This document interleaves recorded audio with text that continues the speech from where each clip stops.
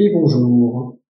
Donc voici, donc je réenregistre une conférence que j'ai déjà donnée à 2 reprises et où j'ai eu du mal en fait à faire un enregistrement audio qui soit assez propre pour le partager. Donc je vais l'enregistrer comme ça, j'ai des meilleurs outils pour enregistrer de cette manière-là. J'espère que je pourrai résoudre ce problème de conférence en termes d'enregistrement direct parce que c'est quand même plus sympa, je pense, ce type de présentation. Donc cette conférence s'appelle Pyramide mégalithe, gardien de la connaissance primordiale. C'est donc ça le thème, qui se décompose en plusieurs parties, puisqu'au programme, ce que je vous propose de découvrir, c'est que les mégalithes ne sont pas installés au hasard, ils s'intègrent dans le paysage terrestre, géographique, comme vous voulez, et astronomique. C'est une première chose qu'on va essayer de comprendre. Une deuxième chose qu'on va essayer de montrer avec des exemples, c'est que la géométrie et les mathématiques sont dissimulées dans ces monuments et ont servi à leur installation avec une précision incroyable. Une précision que nous n'aurions pas pu découvrir sans l'avènement de Google Earth, par exemple. Alors, parce que on aurait peut-être pu le découvrir, mais cela aurait demandé un travail considérable. Il aurait fallu aller arpenter le terrain avec des théodolites, faire des relevés en permanence. C'est un investissement considérable. Alors qu'avec Google Earth, on peut le faire très facilement, vu du ciel, on peut zoomer sur les objets, faire des mesures de distance, des mesures d'azimut. Effectuer tout ça sur le terrain aurait été très compliqué. Et la dernière chose qu'on va voir, c'est que ces exploitations révèlent aussi des connaissances assez insoupçonnées. Des connaissances qu'on n'avait pas imaginées possibles à cette époque-là. Alors, pour introduire un peu le sujet, quand j'ai commencé à m'intéresser à ce sujet, en 2014, en 2012 précisément, je suis allé, du coup, pendant mes vacances, me promener sur des sites mégalithiques. J'étais en recherche justement d'informations et aussi je voulais découvrir ces monuments dont j'avais quasiment pas entendu parler, puisque dans les programmes scolaires, en histoire, le mégalithisme est totalement absent.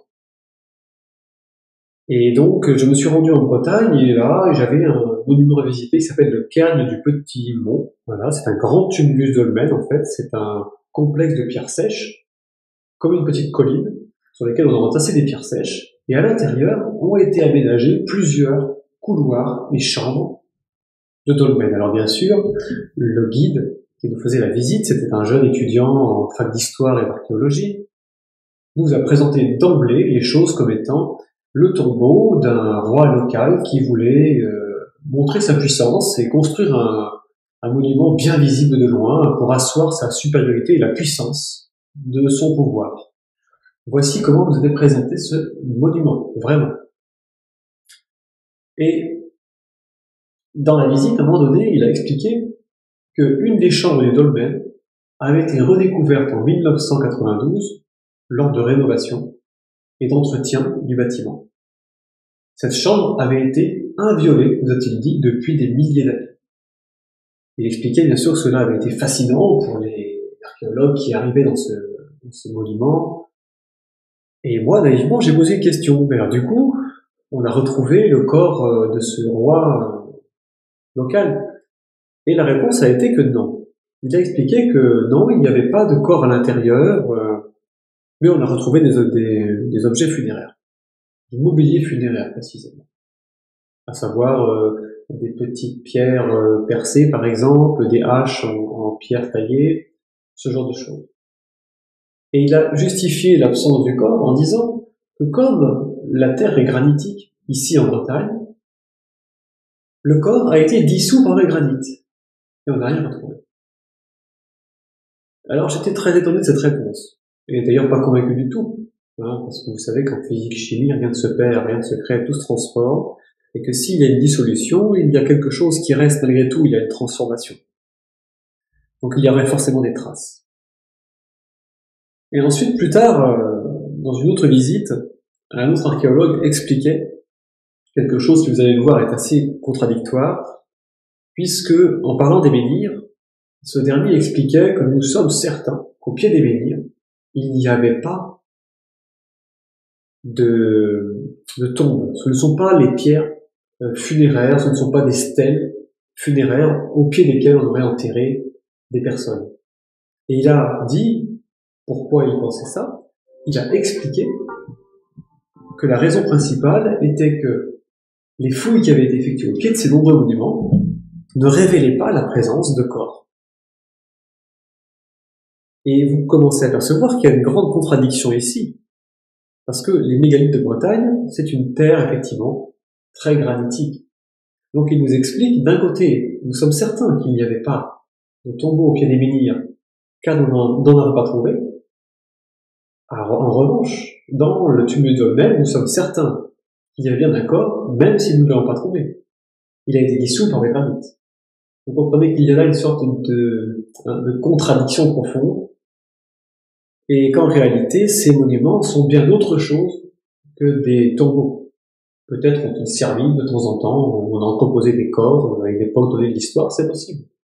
De la même manière que dans les églises et les cathédrales, il y a parfois des tombeaux. Mais la fonction première des églises et cathédrales n'est pas un tombeau. Il s'agit d'un espace sacré. Et qui dit espace sacré, dit des caractéristiques particulières, probablement reliées à l'astronomie, et c'est justement ce qu'on va essayer de découvrir. Alors, officiellement, qu'est-ce qui est dit de ces monuments? Officiellement, on prend un exemple sur Wikipédia, on peut lire « La fonction des menhirs n'est pas non plus connue au cours des siècles, et il a été suggéré qu'ils avaient pu être utilisés par des druides pour des sacrifices humains, avoir servi de borne territoriale, ou comme élément d'un système idéologique complexe, ou encore comme calendrier primitif. » Bref, la vision qu'ont la plupart des historiens et archéologues des mégalithes, elle est vraiment pas glorieuse du tout. Des sacrifices humains, des bornes territoriales, pour dire ici c'est chez moi, et puis un système idéologique compliqué, et bref, c'est primitif. Bref, de bons sauvages bien primitifs. Voilà comment nous sont présentés ces monuments. Vous allez voir que ce n'est pas du tout le cas. Ce poncif est complètement faux. D'abord, déjà, lorsque dans le paysage on redresse une pierre, eh bien, on le remarque. On a un point haut, visible, qui tranche par rapport aux autres pierres.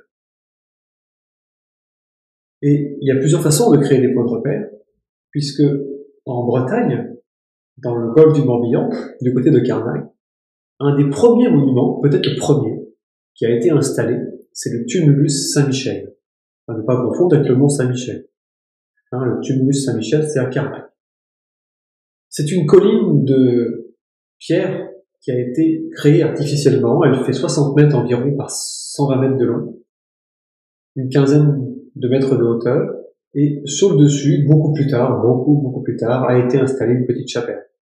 Il y a dans ce tumulus, bien sûr, aussi une chambre dolmen dans laquelle on n'a pas retrouvé de corps non plus, mais dans laquelle on a retrouvé des objets, des haches, également des gravures également. L'entrée de cette chambre pourrait se faire par ici, voilà.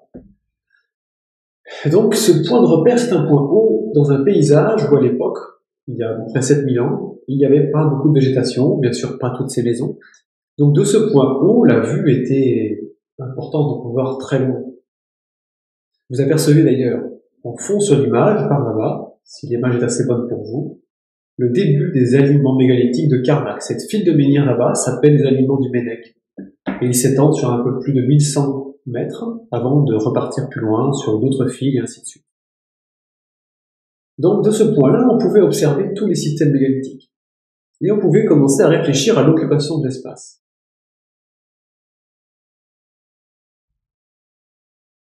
Mais ce sont des points de repère pour quoi faire, exactement. Donc on va essayer de comprendre un petit peu ça. Un autre monument majeur de Bretagne, qui a été également un des premiers monuments construits. Vous avez ici sur la photo 2 monuments visibles. À droite, le dolmen de la table des marchands qui a été totalement restauré. En réalité, c'était un dolmen. Et les archéologues ont rajouté tout un tas de cailloux autour pour le restaurer tel qu'ils pensent que ce dernier était. Et puis vous avez un peu sur le centre de l'image les restes du plus grand menhir du monde, qu'on appelle le grand menhir brisé. C'est une pierre qui faisait 20 mètres de haut, environ 300 tonnes. 300 tonnes, vous imaginez le boulot. Cette pierre, on est allé la chercher à peu près une quinzaine de kilomètres, et on est venu l'installer ici. je sais pas si vous imaginez le boulot, hein, dépasser 300 tonnes à l'époque, dans une zone, voilà, où il n'y a pas beaucoup de chemin, peut-être. On ne sait pas trop comment était aménagé le terrain à cette époque-là. Et cette pierre qui est brisée, en fait, ici vous avez la base. Probablement que la pierre a été tournée au cours de son histoire, parce qu'il est tout à fait curieux de voir qu'elle est orientée ainsi, et que les 3 morceaux brisés se retrouvent de l'autre côté. Est-ce qu'il est tombé sur le côté? Il est probable que ce morceau serait normalement tourné de l'autre côté. Mais en tout cas, ce qui est certain, c'est qu'il est bien à son emplacement. La base est ici matérialisée par ce grand petit tas de cailloux, ici, ces petites pierres qui ont été déposées au sol qui matérialisent la base de cette pierre majeure. À proximité, environ plus de 8 km, se trouve un autre monument majeur, le tumulus de Kerkado, également un des plus vieux monuments mégalithiques de la région. Donc c'est pareil, c'est une petite colline de pierre, avec sur le dessus de cette colline, une pierre qui a été rajoutée plus tard, et qui est une pierre positionnée exactement au-dessus de la chambre qui se trouve à l'intérieur du dolmen. Vous avez sur la photo le couloir ici. Et ces 2 monuments, voilà, qui sont anciens, il m'est arrivé un jour d'avoir la curiosité d'essayer de rechercher justement des liens qu'il pouvait y avoir entre les premiers monuments, notamment les distances qu'il y avait entre ces monuments. Eh bien, nous allons découvrir quelque chose d'étonnant entre ces 2 monuments. Je vais vous le montrer dans la prochaine diapo, avec une petite vidéo que je vais lancer pour vous.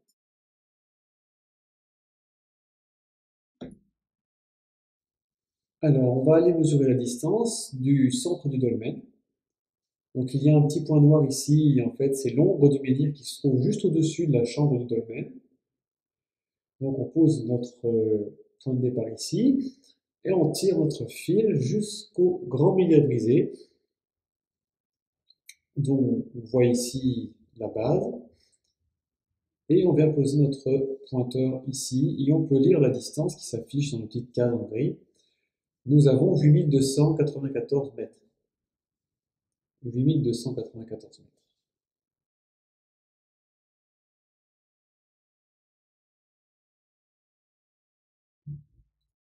8294 mètres. Il s'agit d'une valeur qui vaut 10 000 yards mégalithiques. Voici la valeur du yard mégalithique, 82,944 cm. Et entre le grand menhir brisé et le tumulus dolmen de Kerkado, il y a 10 000 yards mégalithiques exactement. Alors il faut savoir que j'ai fait cette découverte, je crois, en 2017, alors que le professeur Thom, lui, a découvert le yard mégalithique dans les années 1950, à l'issue d'une campagne de mesures et de plans qu'il a effectués de plusieurs centaines de cromlechs en Écosse, en Grande-Bretagne et en Bretagne. Donc les cromlechs, ce sont des cercles de pierre. Le professeur Thom, que voici en photo, avait découvert que les cromlechs semblaient être construits avec une unité de mesure parce qu'il observait qu'il y avait une redondance de cette unité de mesure. Ainsi, il y avait un nombre entier de yards sur le diamètre ou sur le périmètre. Et statistiquement, il en a déduit une valeur qui mesurait 82,9 cm, qu'il a affiné un petit peu au cours de sa carrière, puisque dans ses dernières publications, dans les années 70, il a donné une valeur de 82,94 cm. Il a déduit cette mesure, également une mesure qui vaut 2 yards et demi, qu'il a appelée la toise mégalithique. Donc cette découverte a été accueillie de manière un peu mitigée, puisque beaucoup d'archéologues et historiens ont été extrêmement sceptiques et étonnés qu'une telle chose fût possible, que des gens aient pu harmoniser leurs mesures sur un tel territoire. Mais les données statistiques semblaient convaincantes, puisque la Royal Society de Statistics de Londres a validé le travail du professeur Thom. Mais aujourd'hui encore, de nombreux scientifiques ont du mal à accepter ce travail. Du moins, ce ne sont pas des scientifiques, ce sont plutôt des historiens et archéologues qui ont plutôt l'idée que ces peuples-là n'avaient pas ces capacités-là. Parce que moi, je n'ai trouvé aucune étude critique capable de remettre en cause le travail du professeur Thom. Aucune ne me paraît conséquente. Toutes sont largement contestables, je l'ai expliqué dans quelques articles déjà. Et de plus, le fait qu'on redécouvre le yard mégalithique sur des distances plus longues maintenant que nous avons Google Earth, vient appuyer considérablement la découverte du professeur Thom. Parce que je découvre qu'il y a 10 000 linéaires mégalithiques entre les premiers monuments installés ici en Bretagne. Le professeur Thom n'a pas fait des recherches sur ces longues distances. S'il avait eu connaissance de cette information, il s'en serait servi pour appuyer encore son travail. Howard Crowhurst a également trouvé d'autres mesures comme celle-ci dans les systèmes mégalithiques de Bretagne sur des distances beaucoup plus longues. Donc il n'y a absolument aucun doute sur l'existence de cette mesure à l'époque néolithique. Elle avait bien été employée par un peuple il y a plusieurs millénaires, bien avant, par exemple, le plus ancien empire d'Égypte, par exemple. Et j'ai rajouté un 4 sur la diapo en noir. Alors c'est Howard Crowhurst qui a proposé d'affiner la mesure du garde mégalithique en rajoutant un 4. Et moi, je mis un certain temps à comprendre pourquoi. J'ai dû beaucoup travailler la question. Et aujourd'hui, je suis convaincu qu'effectivement, la valeur du garde mégalithique est celle-ci. Pour de nombreuses raisons. Je ne vais pas y revenir ici, je vais donner peut-être un exemple comme ça. Mais le garde mégalithique est une mesure qui mesure 82,944 cm. Voici Howard Crowhurst. Et cette mesure, il faut savoir qu'elle a été étalonnée et pensée dans un système de mesures complexe, avec également le mètre, les mesures anglaises, le yard anglais et le pied anglais, mais également d'autres mesures telles que la coudée royale par exemple.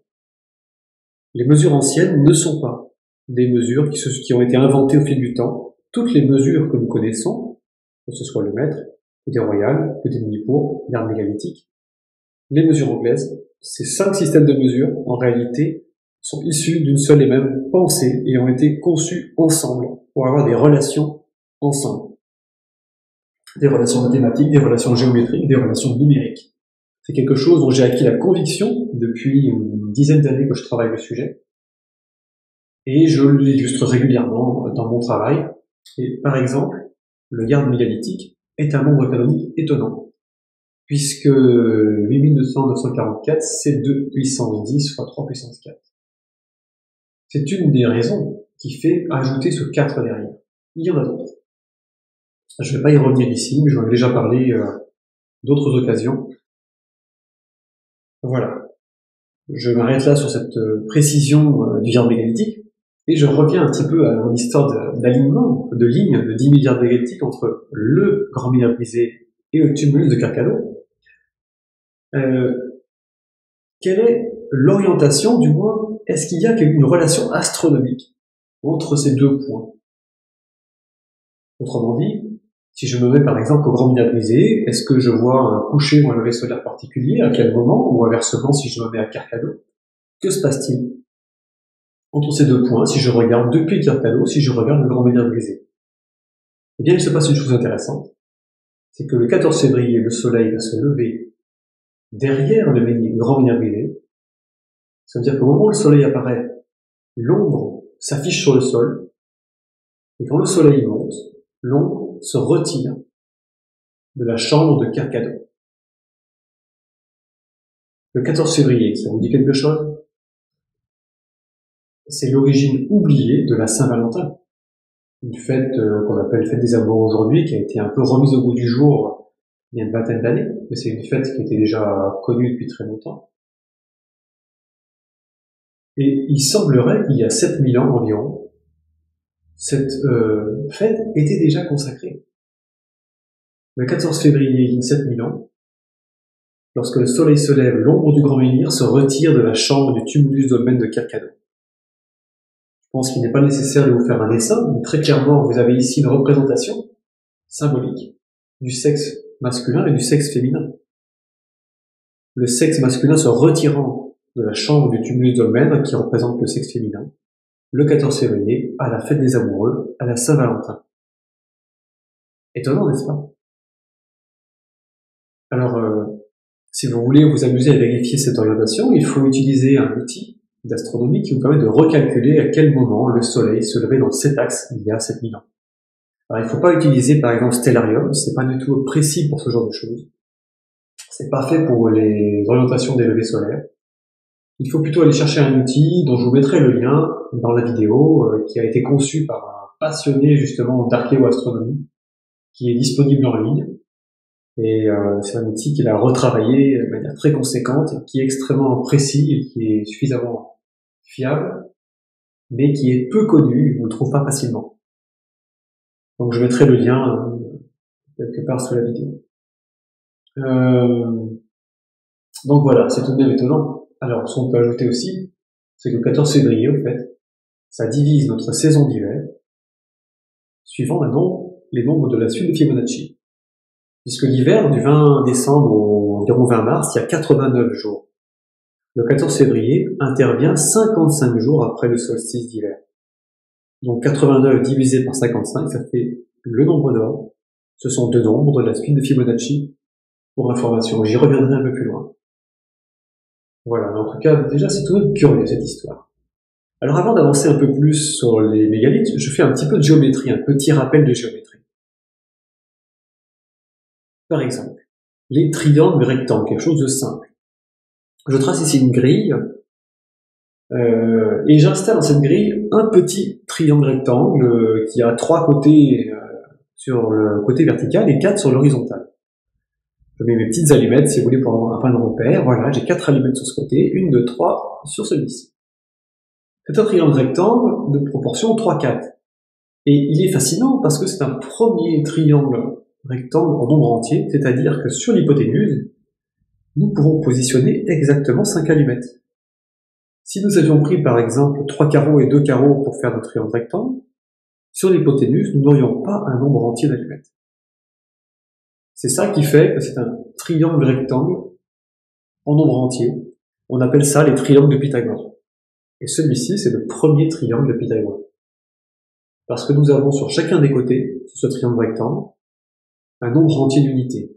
Que l'on prenne des pieds, des yards, ce que vous voulez, vous aurez toujours 3, 4 et 5 en termes de proportion.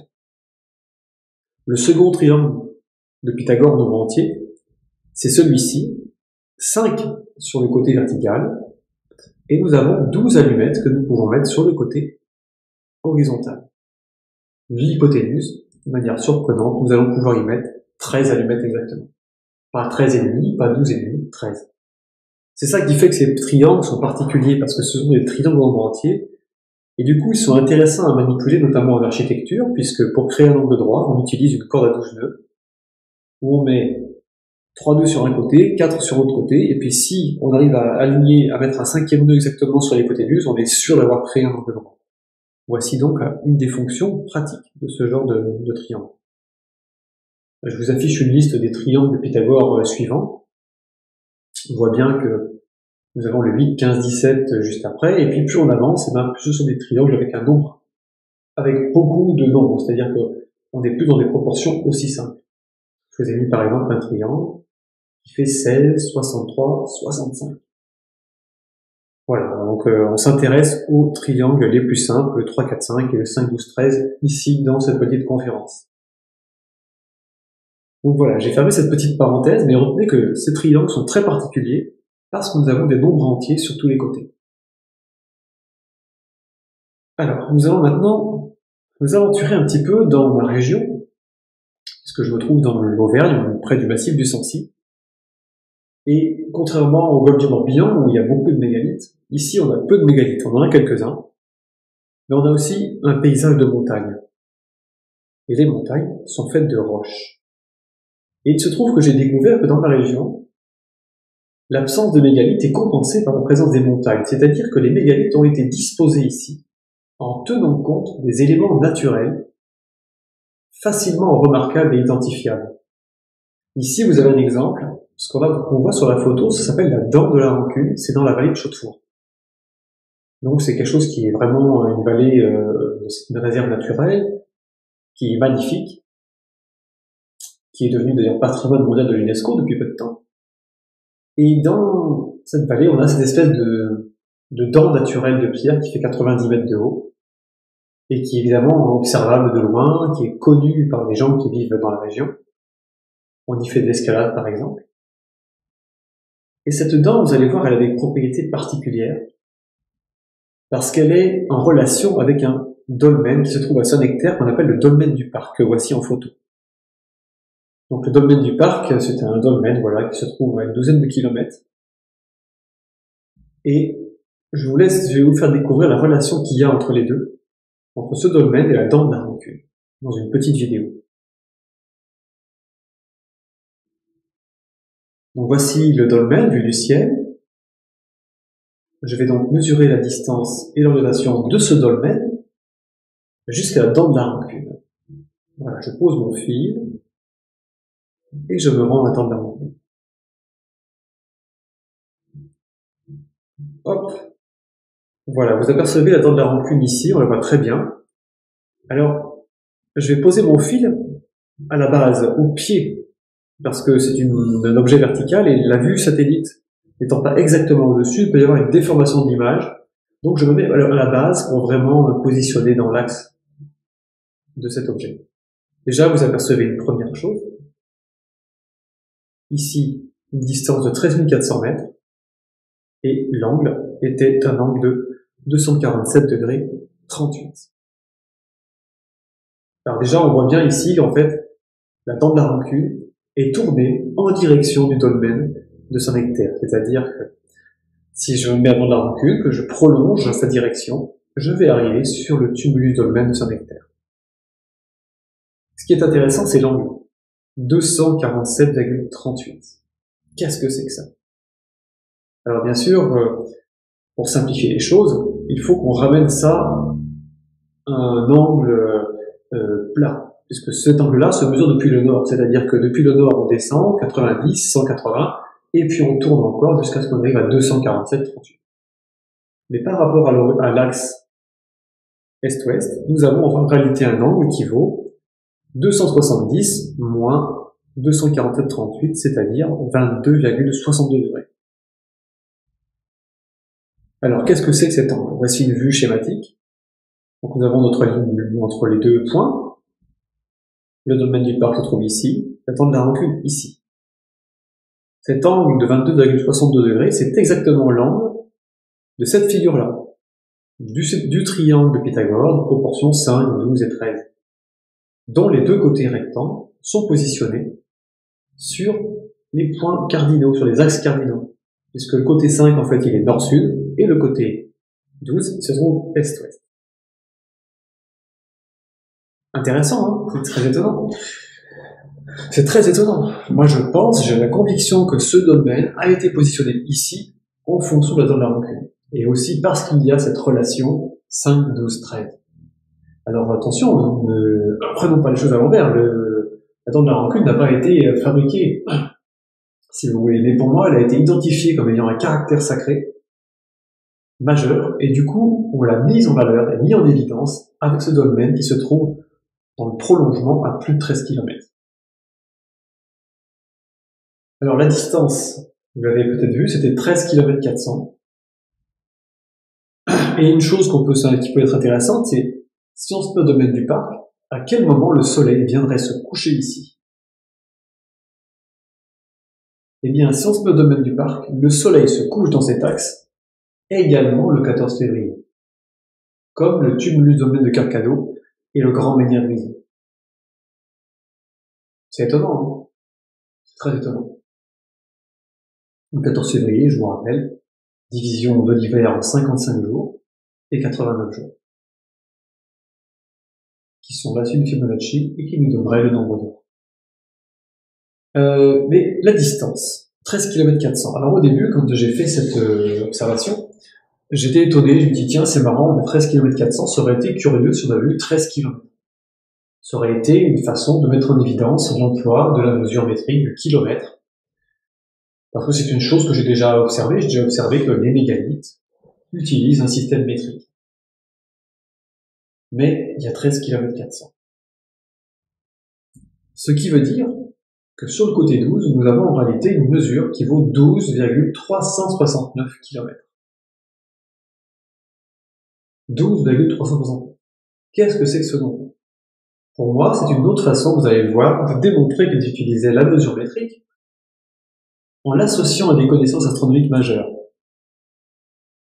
Le nombre de pleines lunes en une année, c'est 12,369.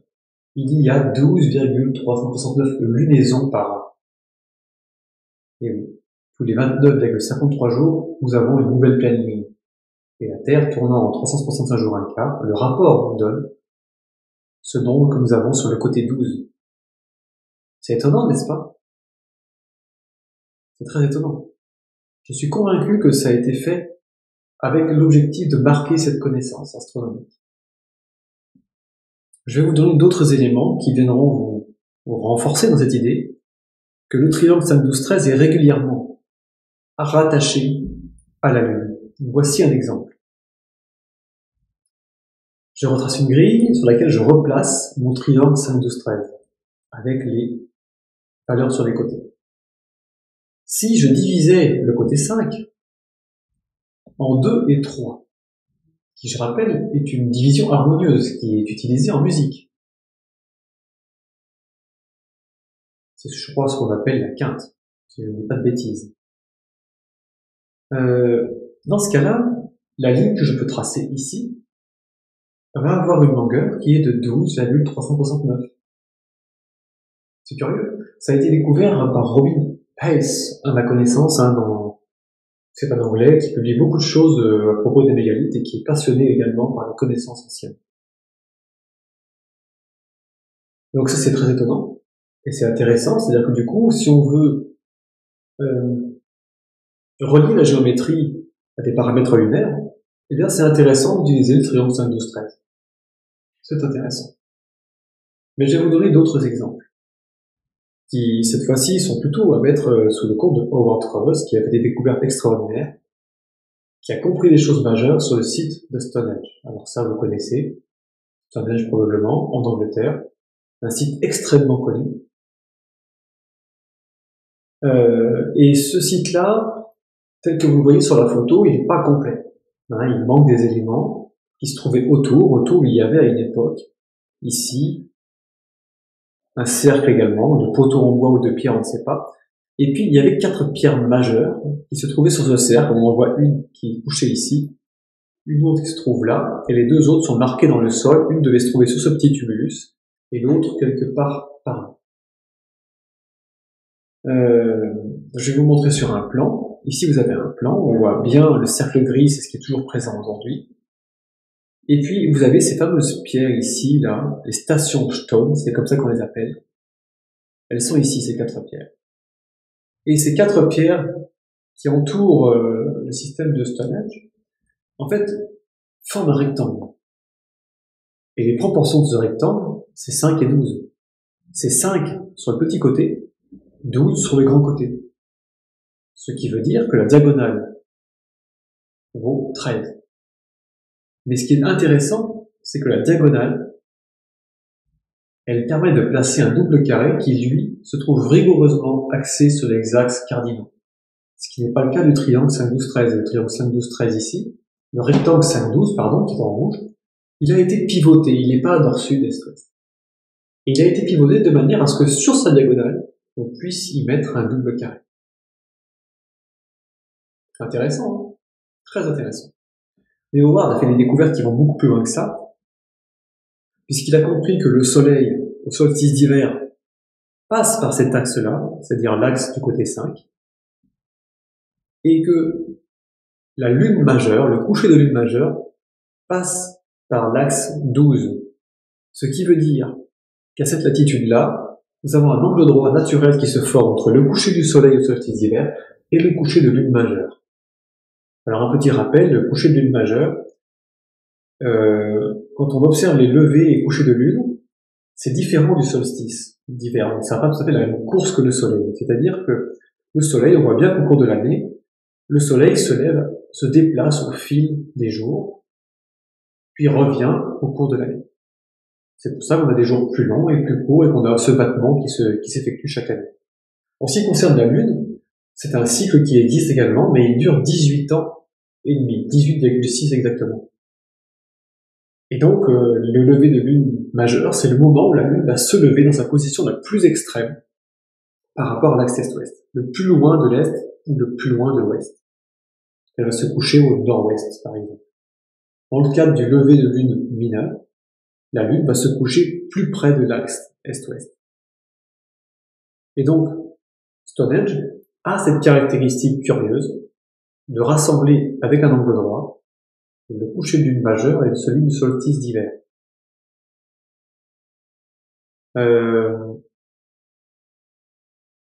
Et ça ne marche qu'à cette latitude-là.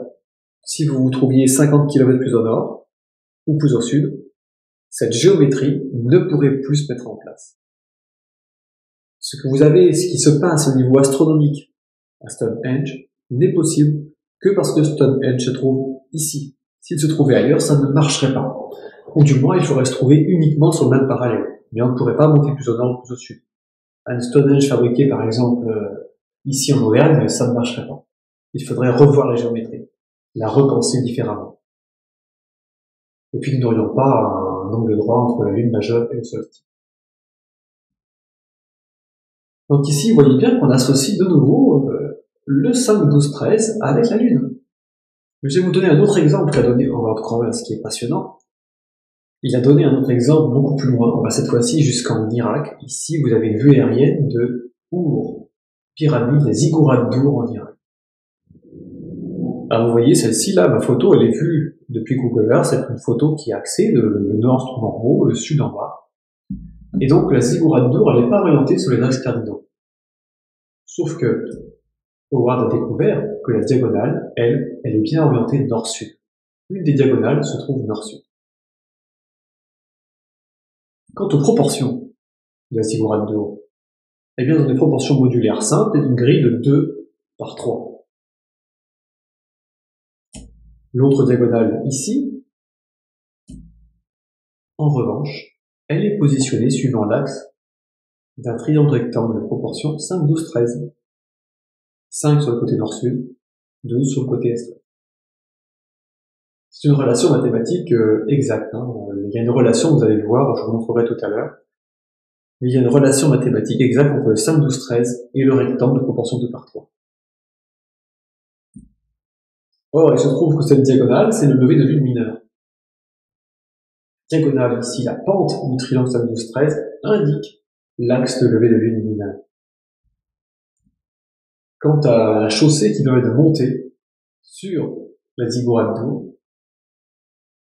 elle est orientée suivant le lever de lune majeur. Intéressant, n'est-ce pas?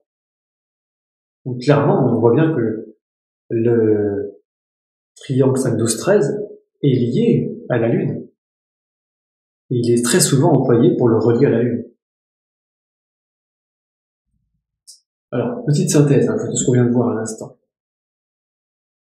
Nous avons vu que les monuments mégalithiques s'organisent suivant des critères géographiques, astronomiques et météorologiques, car les distances sont importantes. Rien que ça, c'est déjà une bombe, ça remet totalement en cause la vision primitive et archaïque de ces peuples qui utilisaient ces pierres pour les sacrifices humains ou faire des calendriers primitifs. Parce que vous voyez que le calendrier primitif, on l'utilise encore à la Saint-Valentin, aujourd'hui c'est devenu une fête commerciale. Ça a été recyclé, le primitif, vous voyez. Donc on est complètement à côté de la plaque avec la vision qu'on a actuellement de ces monuments. Et donc on est forcément à côté de la plaque de la vision des humains qui les ont construits. On a également ici l'emploi d'une géométrie à base de triangles rectangles en nombre entier, qui s'articulent sur les axes cardinaux tout en s'adaptant à la latitude du lieu. Mais il y a d'autres choses, par exemple des grilles servant à implanter les monuments. On n'utilise pas que le triangle rectangle. On utilise parfois d'autres systèmes et c'est ce que je vais vous montrer maintenant.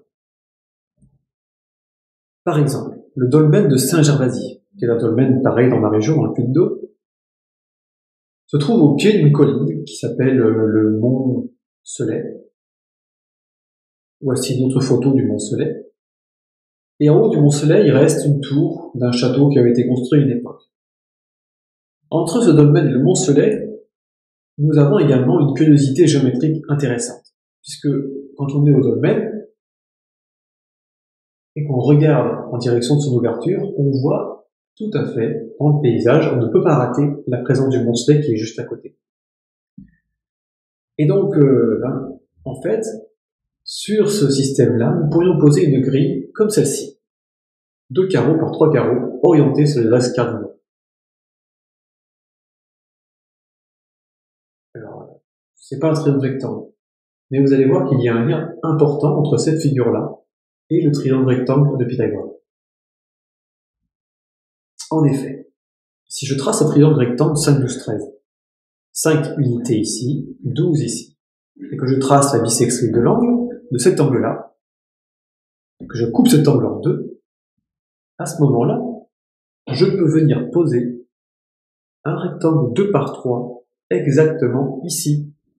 C'est-à-dire que cet angle, en fait, qui se forme là, c'est exactement la diagonale d'un rectangle 2 par 3. Exactement. C'est une relation mathématique exacte comme 1 plus 1 égale 2. C'est pas une approximation. Donc vous comprenez qu'il y a un lien entre certaines grilles modulaires et le triangle rectangle.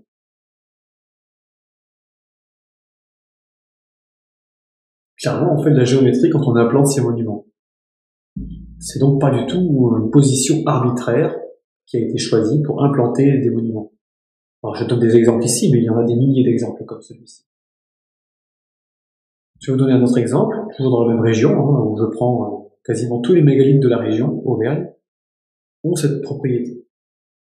Ici, c'est le château de Murol qui se trouve, lui, construit, pareil, sur un petit reste de volcan naturel. On a construit sur le haut de ce petit volcan le château de Murol. À un peu plus de 2,5 km se trouve ce menhir, qu'on appelle le menhir de la Croix-Saint-Roch. Voici une vue aérienne, le château se trouve ici, en bas à gauche, le menhir se trouve ici. Entre les deux, nous pouvons positionner un triple carré. Oui, un triple carré avec une grande précision. Si on trace le fil, je ne vous l'ai pas montré là sur Google Earth, mais je vous invite à le faire, du menhir de la Croix-Saint-Roch jusqu'au château de Murol, au centre du château, pas sur le côté d'une tour, non, vraiment, vous allez voir que la ligne passe exactement sur le centre du château. Je ne vais pas vous dire au millimètre près, mais faites l'expérience. Un triple carré. Étonnant.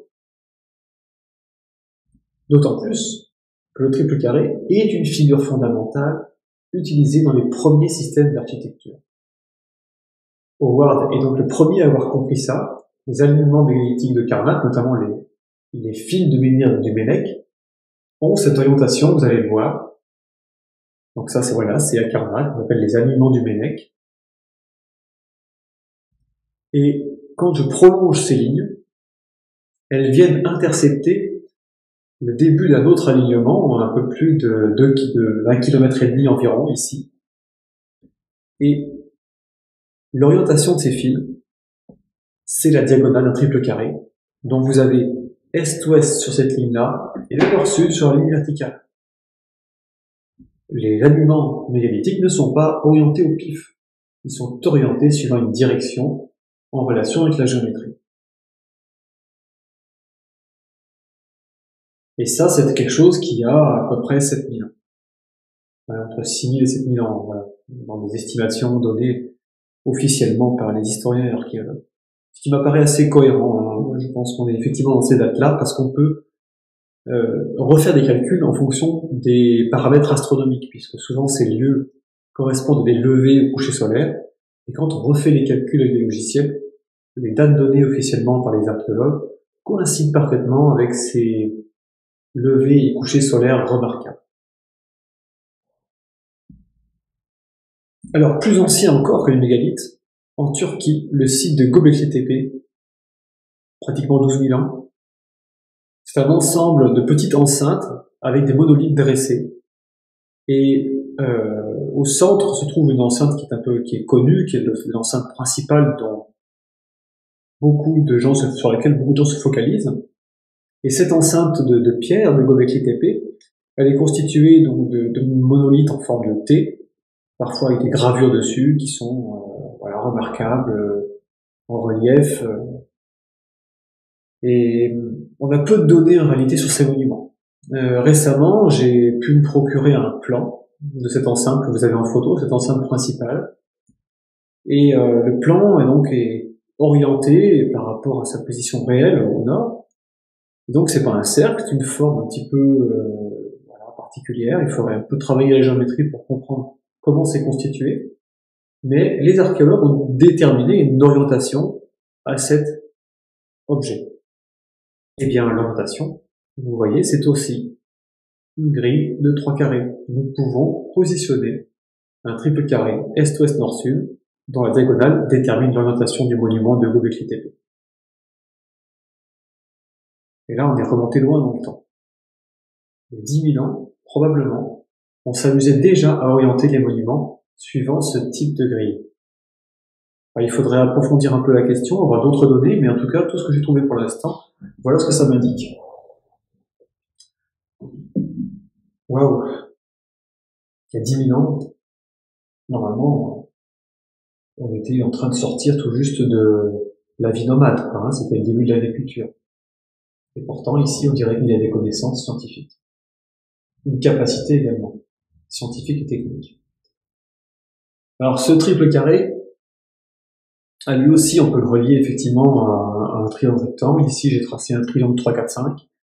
3 unités ici, 4 ici, et donc 5 forcément sur l'hypoténuse. Et quand je divise cet angle-là, eh bien, à ce moment-là, je peux positionner un triple carré comme ceci.